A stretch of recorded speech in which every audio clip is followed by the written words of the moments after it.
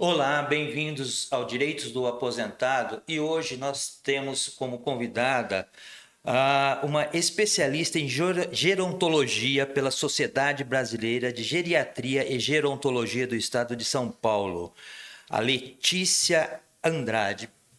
Muito obrigado por aceitar o nosso convite para vir aqui falar um pouquinho sobre sua experiência. Imagine, eu que agradeço o convite, estou muito honrada de estar aqui, né? Para mim é um prazer falar um pouco sobre essas questões que acho que são de extrema importância hoje na sociedade, da forma como a gente tem vivido, né? O processo de envelhecimento. E a gente tem visto aí que a sociedade brasileira ela tem tido um aumento mais acelerado no envelhecimento. E isso daí traz uma importância ainda maior para a gerontologia, que é uma ciência aí que estuda exatamente o envelhecimento. Explica um pouquinho para os nossos internautas o que é a gerontologia. Então, a gerontologia é uma área focada na questão do envelhecimento populacional. Então, dos aspectos sociais desse envelhecimento, dos aspectos psicológicos, de todas as questões que envolvem o processo de envelhecimento. Ela pode ser uma formação em graduação, então hoje a gente tem na USP Leste a formação em gerontologia, e a gente tem as especializações em gerontologia. Então, eu, por exemplo, sou assistente social e sou especialista em gerontologia. Então, existem nutricionistas, especialistas, fisioterapeutas, especialistas. Então, o que significa isso? A gente tem uma formação de base e, a partir dessa formação de base, a gente tem uma especialidade que nos dá competência para trabalhar na nossa área focado no processo de envelhecimento. Então, eu, como assistente social, posso trabalhar de maneira geral, com a população de maneira geral, mas o meu enfoque sempre foi no processo de envelhecimento. Eu sempre trabalhei com idosos, né? Na geriatria, em cuidado paliativo, em atendimento domiciliar, então o meu foco sempre foi idoso. Isso significa que eu tenho que ter um conhecimento mais ampliado dessa realidade. Então, como é eu como assistente social, né? Então, como é um processo de envelhecimento, como isso se dá, como isso repercute na sociedade de maneira geral atualmente, quais são as necessidades num processo de envelhecimento, como a gente diz, com dependência, né? Então, aquele idoso que já está numa situação de dependência, seja, né, fisicamente, seja, né, por outras questões. Então, como eu posso, com esse conhecimento, contribuir na minha prática como assistente social. E aí cada área vê isso na sua especificidade. Né? Então, o psicólogo, que também é especialista, o nutricionista, como eu já falei, o fisioterapeuta, o fonoaudiólogo, o dentista, e aí todas as áreas que podem, de alguma forma, ter essa especialização. Quer dizer, é uma ciência transversal, que ela conversa com todas as Isso, outras. E isso, não é teórica, pelo jeito. Ela isso. é mais prática do que teórica. Ela é Então, aplicada, não prática, ela é isso, aplicada. ela é considerada uma, vamos dizer assim, um conhecimento que precisa ser teórico, claro, mas ele é muito mais aplicado, é o que você está falando. Né? Então, ele exige uma aplicabilidade. Conheço as teorias que de alguma forma vão me embasar nesse conhecimento, mas é muito mais focado nessa questão do que eu posso fazer com isso. Né? Então, é exatamente isso. Então, eu, como fisioterapeuta, o que eu sei sobre condição física do paciente, sobre possibilidade ou não de reabilitação, sobre dependência, sobre independência, e como eu vejo isso dentro do processo de envelhecimento. Né? Então, como é que eu posso aplicar esse conhecimento que eu tenho específico sobre o idoso nesse processo? Então, eu, como assistente social, por exemplo, tenho que dominar as políticas públicas que estão focadas no processo de envelhecimento, as fragilidades dessa política, por exemplo, as questões do direito do idoso, né? Então, quais são os direitos específicos que a gente tem na nossa sociedade e quais são aqueles que são aplicados para essa população idosa, né? Quais são os serviços que a gente tem hoje, públicos e privados, que podem atender essa população idosa. Então, meu foco como assistente social vai ser nessa perspectiva. Então, e hoje existe, pelo Estatuto da Pessoa Idosa e pela Política Nacional da Pessoa Idosa, a exigência de pessoas formadas, né, de pessoas com formação nessas questões relacionadas ao envelhecimento. E por outro lado, a gerontologia acaba também influenciando na elaboração de políticas públicas, uma vez que tem todo um estudo sobre o envelhecimento. Ah, com certeza, com certeza. Então, exige cada vez mais que haja profissionais com essa formação para que as políticas realmente alcancem a população idosa. O grande problema hoje no Brasil é que a gente vive um processo de envelhecimento sem preparo.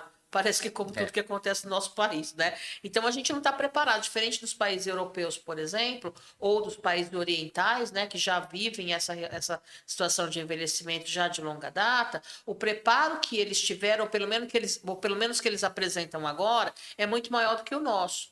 Então a gente envelhece concomitante a, não vou dizer inexistência, mas a fragilidade no oferecimento de políticas públicas, né, para esse processo de envelhecimento. Então, claro que quando a gente fala de política pública, a gente está falando até muito mais para o atendimento de uma população vulnerável. Sim. Né? Mas o que precisa também ficar claro é que a política não tem só como foco a população vulnerável, ela deve ter como foco a população de maneira geral.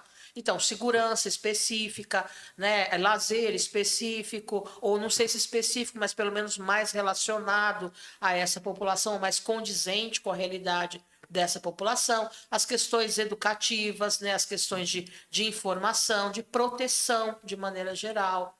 Né? Então, a questão da proteção hoje das pessoas muito idosas, já em total dependência, é uma grande preocupação.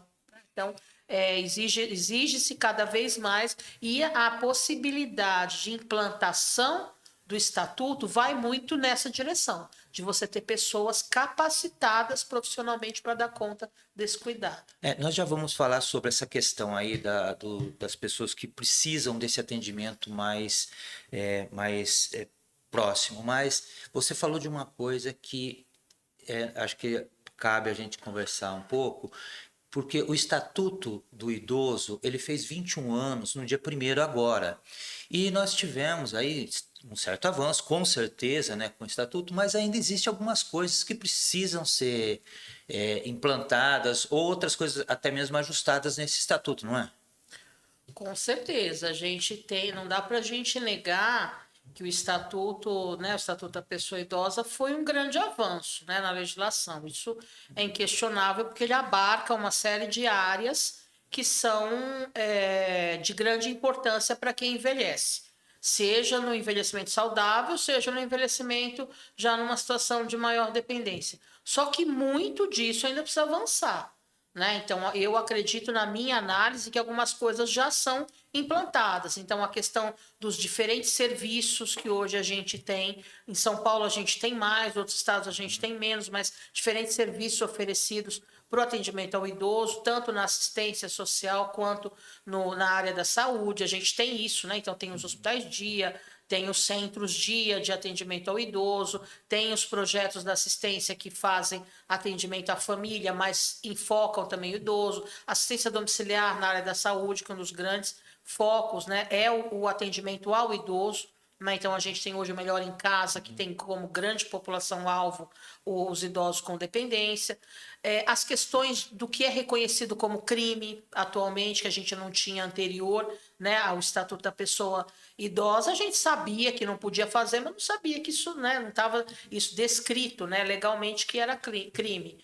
A questão das denúncias, que aumentou muito, os órgãos específicos para recebimento dessas denúncias. Então, a gente tem muita coisa, né? Os conselhos dos idosos, né, que é de grande importância aí quando a gente fala de política pública. Acho que muita coisa avançou, mas muita coisa ainda tem para avançar. Eu acho que uma das principais questões que precisam ser trabalhadas é essa questão do processo de envelhecimento ser normalizado na nossa sociedade, né? Então, hoje é normal envelhecer, não é anormal, como era anteriormente, né? Porque a gente vem de uma proposta de reconhecimento de sociedade como um país de jovens, né?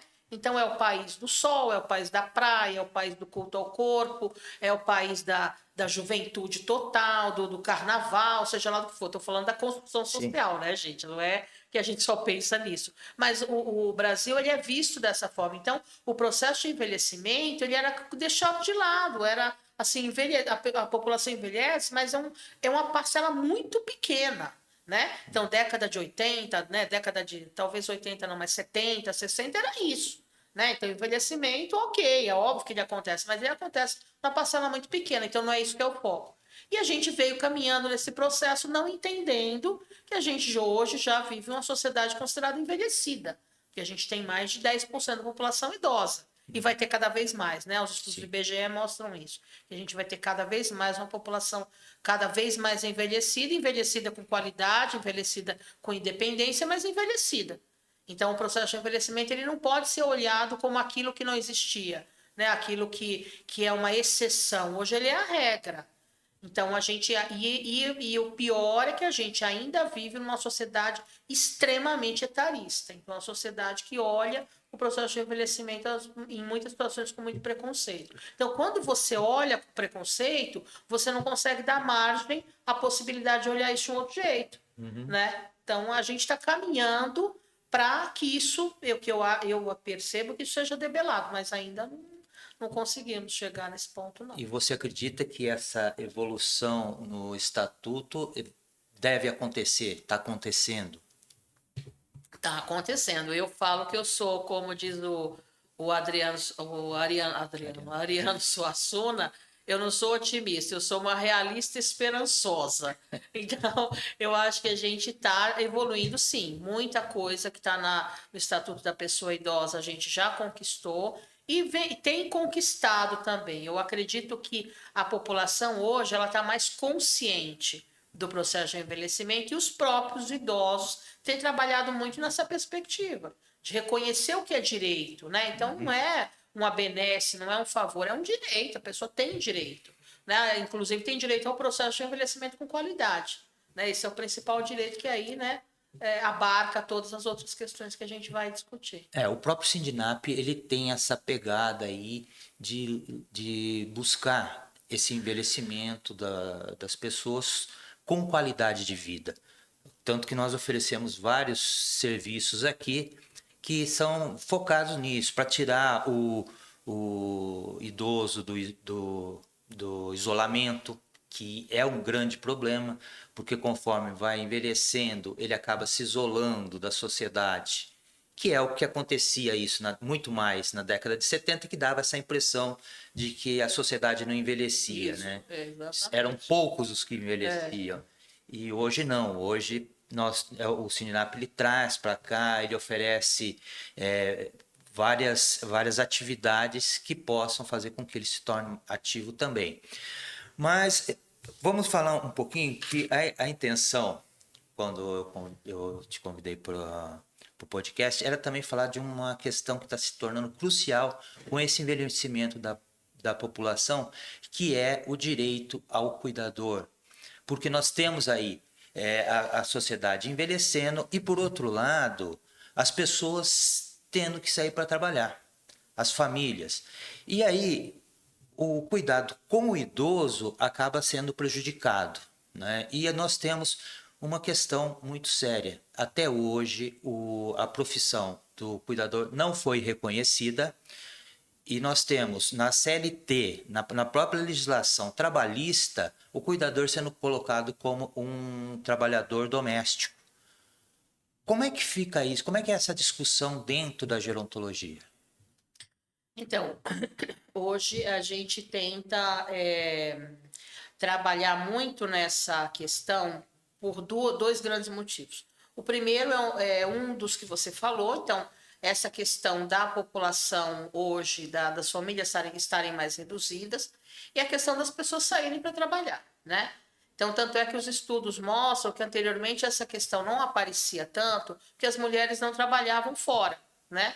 Era raro aquelas mulheres que trabalhassem fora. A gente tinha uma outra constituição de família, a gente tinha uma outra organização de sociedade, onde a função da mulher era, como a gente diz, dentro de casa, né? Então, a mulher, né, não é à toa que ainda se fala mulher rainha do lar.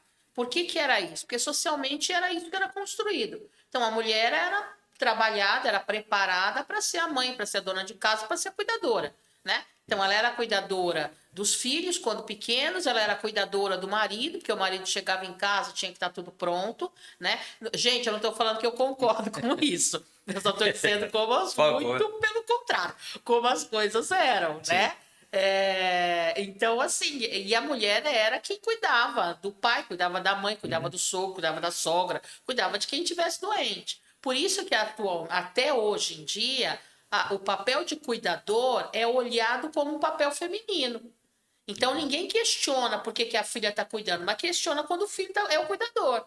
É muito, muito comum. Você falou, mas por que é ele que é o cuidador? Se essa senhora tem duas filhas? É como se não fosse, ele também ele é filho, uai. Por que ele não pode assumir o cuidado? Falo uai porque, como você percebe, sou filha de mineiro, né? Então tem o uai aí na minha fala sempre.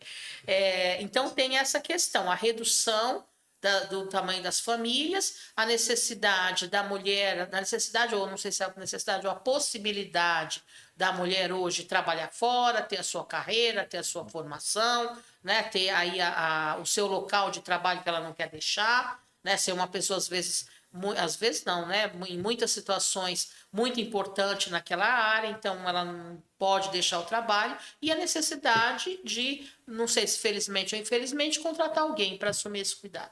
A gente, como você disse, a gente não tem isso regulamentado, tem desde que eu comecei na minha profissão como assistente social há mais de 20 anos atrás, eu ouço essa questão da necessidade de se regulamentar essa profissão, né? Existem várias iniciativas nesse sentido, mas a gente não tem ainda a efetivação. Então, hoje, a pessoa que trabalha como cuidadora, ela é contratada como um profissional doméstico, né? Como uma pessoa que trabalha na casa. E existem várias questões nesse sentido. Existe a discussão sobre a não formação adequada, né? Então, muitas pessoas que hoje assumem a função de cuidadoras contratadas ou cuidadoras formais, como a gente diz, são pessoas que trabalhavam na casa, então elas empregadas domésticas, né? Ou as secretárias do lar, como as pessoas queiram denominar, ou era aquela diarista que tinha um vínculo muito bom com o paciente, né? Isso eu vejo muito na minha prática, eu trabalho há anos com essa população, mas a gente já tem alguns estudos também que mostram isso. Então, era aquela pessoa que, por proximidade ou por vínculo, acaba, de alguma forma, sendo contratada para ficar com essa pessoa, né? Para cuidar dessa pessoa idosa, principalmente naquelas situações já de dependência. E aí a gente discute a questão da não formação. Né? São pessoas, às vezes, muito bem intencionadas, isso é inquestionável, que a gente diz que a pessoa aprende no decorrer do cuidado. Então, eu vou cuidando e vou aprendendo, vou cuidando e vou aprendendo, eu vou cuidando e vou demonstrando que não tem nenhuma condição de aprender sobre aquilo. Coitado, né? Do idoso, né? Exatamente, exatamente. Então, houve algumas iniciativas até muito interessantes de formação. No Rio, uma das universidades, eu não sei se é o UFRJ ou a UERJ, eu não tenho certeza, mas quem quiser procurar no Google vai achar rapidamente aí. Eles tiveram, por alguns anos, um contrato, não vou dizer, uma parceria com o Ministério do Trabalho no Rio para a formação de cuidadores de idosos. Então, foi uma parceria de sucesso, porque essas pessoas tinham ensino fundamental, ou não, ensino médio, era obrigatório que houvesse ensino médio, e a partir daí elas iam passar por um curso de formação de cuidadores. Mas existe toda uma questão de formalização para isso, então não é qualquer instituição que pode fazer curso de formação, inclusive o MEC, ele tem todas as regras para que haja uma formação adequada, justamente com a preocupação de que você realmente garanta que aquele curso vai realmente formar alguém para cuidar de alguém numa situação de dependência. Toda a qualificação que a pessoa... Que é uma situação bem grave, né, gente? Então, assim, se você tem alguém mal formado ou não formado, né, essa pessoa pode realmente levar a grandes prejuízos aí para quem está numa situação de dependência. Né? Quem não está totalmente dependente, a pessoa se livra de algumas coisas, mas quem está totalmente dependente, a gente tem que ter um cuidado maior. E tem outro... por favor, pode continuar. E existem alguns serviços que fazem formações específicas. Não sei se formações, como a gente fala, mas uma atualização, um preparo. Né? Tem alguns serviços de atenção domiciliar hoje que já trabalham nessa perspectiva já há bastante tempo. Então, fazem cursos, né? Mini cursos para formação de cuidadores, mas daqueles pacientes que cuidam daqueles cuidadores que cuidam daqueles pacientes que estão no serviço. né? Então, as famílias, fulano, cicrano, não sei mais quem, vai ser chamada para o curso desse mês, né? Então, esses cuidadores, inclusive uma das questões que o Ministério da Saúde traz na atenção domiciliar é que haja iniciativas de preparo, né? Eles não falam formação, de preparo desse cuidador familiar. Aí a gente está falando de uma outra questão, que é o familiar que assume o cuidado desse idoso, justamente na ausência de possibilidade de contratação, aí às vezes é uma questão financeira, não tenho recurso para isso, ou às vezes aquele familiar, né, como você já deve ter ouvido histórias, aquele familiar que deixa de trabalhar para assumir o cuidado, porque Sim. chega um determinado momento em que o cuidado se torna muito mais difícil, né? Eu que trabalho com cuidado paliativo falo isso tranquilamente. Então, naquela fase final de vida, naquela fase mais difícil de cuidado, é muito raro você conseguir alguém que assuma essa função que não seja o familiar. Você sabe que tem um caso na minha família, o bisavô das minhas filhas, ele foi diagnosticado com Alzheimer. E uma tia delas teve que parar de trabalhar e está cuidando dele. E realmente ela não tem essa qualificação. As pessoas tentam ajudar também, mas é realmente muito mais difícil. Seria muito melhor se tivesse essa qualificação, esse preparo que você falou. Mas tem um outro lado também, que aí são as famílias com os cuidadores. Como o cuidador ele já é colocado na própria legislação trabalhista como doméstico, ele acaba tendo que assumir funções domésticas também, né? Isso daí prejudica o idoso que precisa desse cuidado, não prejudica? Eu entendo que quando o cuidador vai ter que limpar uma casa, vai ter que fazer comida para a família, ele está deixando o idoso que ele devia cuidar, não é? Então, essa é uma grande discussão e é um grande problema, Renê, porque isso acontece muito. E por que acontece? Justamente porque a maior parte deles são contratados. Isso a literatura mostra muito. Então, é como eu falei, era aquela mulher que era empregada doméstica, era aquela mulher que era diarista, era aquela mulher que de alguma forma tinha vínculo com o paciente, porque aí a contratação está muito relacionada à questão da confiança. Né? Ela foi minha empregada há tanto tempo, ela trabalhou aqui na minha casa durante tanto tempo e a mãe gostava muito dela, né? Ela gostava muito da minha mãe. Então eu prefiro colocar alguém que eu confio, que eu sei que eu vou sair da minha casa e não vai acontecer nada, do que alguém que tenha conhecimento, mas que eu não confio. Começa daí. Só que começando daí, você entende essa questão do vínculo. Mas começando daí, a gente leva para esse caminho. Então, aquela cuidadora que também está responsável por cuidar da casa, que também está responsável por cozinhar para a família, que também está responsável pela questão do cuidado das roupas. Então, a gente tem 1 milhão de reclamações nesse sentido. Porque ou a pessoa é uma coisa ou é outra, né? Ou ela continua sendo a secretária do lar ou a empregada doméstica da casa, ou ela passa a ser a cuidadora.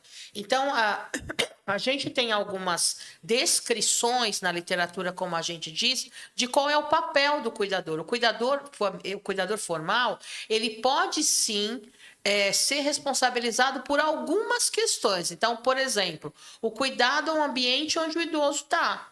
Né? Então, é justo a limpeza, a organização ali daquele espaço, né? Daquele quarto, mas não da casa como um todo. Idoso. Da alimentação do idoso, mas não fazer a comida do idoso. Né? Então, começa daí. Então, como você falou, como não existe isso muito bem descrito, as coisas se misturam. E o que é pior, né, que eu vejo no meu dia a dia, quando as coisas se misturam e você tem um idoso muito difícil de lidar por conta do diagnóstico, essa pessoa acaba sendo deixada de lado. Né? Então, mas eu não fiz tal coisa. Não, mas eu estava lavando roupa. Nesse horário eu estava fazendo. Não, mas esse horário é o horário de eu fazer a alimentação do pessoal da casa. Fulano de tal chega para almoçar, ciclano chega para jantar. E aí começa, né? E assim, não estou dizendo isso, gente, quem está assistindo, colocando esse cuidador numa situação de que ele é o algoz. Não é isso. Né? Ele está assumindo diferentes papéis. Quando você assume diferentes papéis, a sua tendência é priorizar aquilo que é mais fácil para você, Estou falando no sentido de mais fácil, não no sentido de não trabalhar, no sentido de ser mais fácil de viver aquela condição, né? E deixando de lado aquilo que me traz dor, né? Um idoso, por exemplo, como você disse, com Alzheimer. Ele pode ter alteração comportamental grave, então ele pode se tornar uma pessoa agressiva, ele pode se tornar uma pessoa que não aceita cuidados, ele pode se tornar uma pessoa persecutória, então ele acha que o cuidador está ali para matá-lo, que o cuidador está ali para envenená-lo, ele se recusa a comer. Isso é um traço do envelhecimento com Alzheimer. Pode ser né? Não é que é obrigatório que seja, mas pode ser. Como pode ser o contrário, se tornar extremamente introspectivo, não se relacionar com ninguém, não aceitar que ninguém o toque, ou a toque, não aceitar que ninguém que seja, na fase, né, intermediária, que ele conhece as pessoas, que ninguém que não seja da família chegue perto. Então, tem alterações no processo de envelhecimento com demência que são muito específicas e trazem muito sofrimento, né? Então, trazem sofrimento para quem está junto. Então, eu posso ser empregada que conheci Dona Fulana de tal há tanto tempo, que era extremamente amorosa, e agora ela se tornou isso aí. Ela me agride, ela bate em mim, ela diz que não me conhece, ela diz que não vai comer a minha comida porque eu envenenei, né? Eu tento limpá-la, ela não deixa porque ela fala que eu vou machucá-la. Então imagine, eu que não tenho conhecimento nenhum, que não sei nada sobre a doença, o que eu sei é da Dona Fulana, eu não sei da doença. Então isso para mim é muito, muito difícil de ser assimilado. A gente que lida, eu lido muito com o cuidador, é muito doído os relatos que as pessoas trazem. Justamente por isso, porque não tem informação, porque assumem por vínculo pela família, e aí é uma mistura, vamos dizer assim, no português, claro, uma mistureba de coisas que você não sabe para que caminho você vai seguir. E esse vínculo traz sofrimento também para o Muito cuidador, sofrimento. né? Se ele gosta muito, se é uma pessoa que ele tem um vínculo muito bom, é muito sofrimento. Tanto é que no Alzheimer, pelas questões de esquecimento, pelas questões de desligamento de realidade, a gente fala que é uma morte lenta, né? Então é como se a pessoa tivesse já morrido, né? Que é uma das grandes preocupações na área social, que é o que a gente vai chamar de morte social. Então você cuida daquela pessoa, mas é como se ela não existisse. Ela Que é não uma está coisa, mais ali, ela né? não tá mais ali. É como se ela não tivesse mais ali. Ela não conhece ninguém, ela não sabe nem quem eu sou. Ela não lembra de nada que a gente viveu junto. Por isso que no cuidado ao paciente com demência, né, ou cuidado ao paciente com demência é considerado o cuidado mais estressante. Então, não é raridade que as pessoas desistam de cuidar. E não é raridade que o familiar não consiga contratar alguém, porque esse alguém sempre desiste, por exemplo. Ele fica menos tempo, porque essa situação de não vínculo, de não reconhecimento, de alteração comportamental e de dificuldade de cuidado traz muito estresse. Então, imagine alguém sem preparo. A pessoa fica 2 meses e vai embora, ela vai cuidar de alguém que é mais fácil. Mais Sim. fácil, repito, não é no sentido de menos trabalho, é no sentido de menos sofrimento.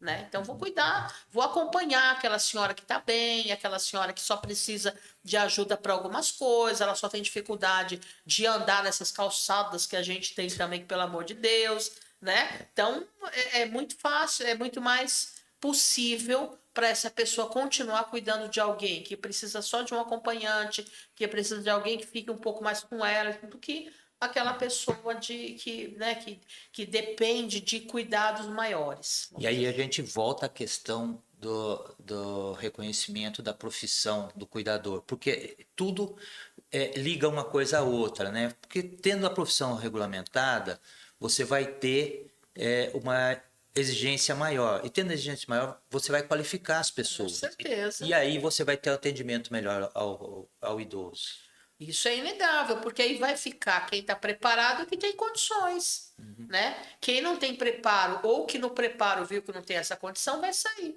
Eu vou contar um exemplo para vocês. Eu dei aula, não vou falar onde, eu dei aula há alguns anos, um ano antes da pandemia, para um curso de formação de cuidadores que estava sendo feito num projeto super legal numa cidade aqui próxima de São Paulo, em parceria com uma instituição financeira.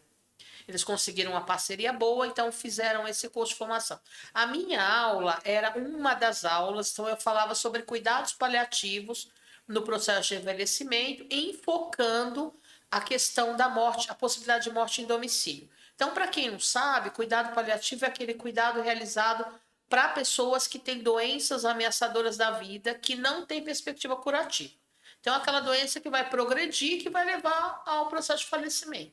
Não é só cuidado muito próximo da morte, né? Aqui no Brasil a gente tem, né, olha o cuidado paliativo como aquele, como a gente fala, cuidado final, né? Então, quando a pessoa está muito próxima de morrer, não é isso. A pessoa pode estar em cuidado paliativo por anos, mas ela não tem perspectiva de cura. E aí a minha aula era mais sobre o cuidado paliativo no processo de envelhecimento, enfocando a questão do cuidado final. Para pessoas cuja única exigência era ter ensino médio completo. Ponto. Né? Então, não eram pessoas que já estavam... Algumas pessoas já estavam cuidando dos seus familiares, mas a maioria era que queria entrar nessa área, queria ser, né, com essa formação, ter possibilidade de conseguir trabalho na área. E aí, uma das questões que me deixou muito assustada, eu até falei para os coordenadores, é que a grande maioria se assustava muito com a minha aula. Então, falava que não ia trabalhar com isso, que não queria, né? Que quando o idoso quando o idoso ou a idosa começasse a ficar muito grave, eles iam se retirar. E falaram assim, né? Era uma formação, eu era professora ali. E aí eu falei, gente, eu vou pedir uma coisa para vocês então. Se vocês realmente começarem a trabalhar com essa população, vocês deixem claro para os seus familiares que nos momentos finais vocês não vão ficar.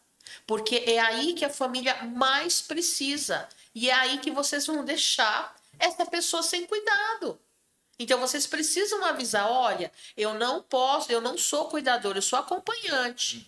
Então eu vou até um determinado ponto. Enquanto dona fulana ou seu cicrano estiver bem, estiver só precisando que eu acompanhe, eu estou lá. Agora, quando estiver já muito doente, eu não tenho essa condição. Porque a pessoa tem que olhar qual é o limite que ela tem. Agora, não abandonar. E o que a gente vê é muito isso. Quando a pessoa entra no processo grave, né? Quando ela entra naquele processo que realmente ela vai caminhar, que a gente chama de processo ativo de morte, os cuidadores se retiram, os cuidadores contratados. Acontece muito isso. Né? Muito. E aquele tal negócio, não, eu não vou deixar ela morrer na minha mão, eu não quero que ela morra na minha mão. Bom, nós já estamos terminando, infelizmente. Nossa, mas já? Vai rápido, né? O papo tá bom.